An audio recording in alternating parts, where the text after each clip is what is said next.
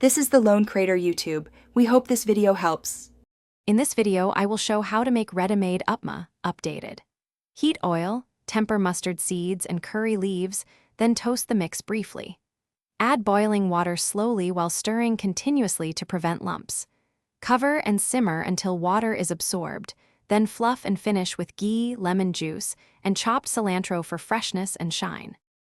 Gather your packet of ready-made upma, water measured to the packet ratio, and aromatics like mustard seeds and curry leaves. Chop onions and green chilies for extra flavor and keep ghee or oil ready. Use a wide nonstick pan for even heat and a fork to fluff at the end. This setup speeds cooking and improves texture while keeping cleanup minimal and stress-free.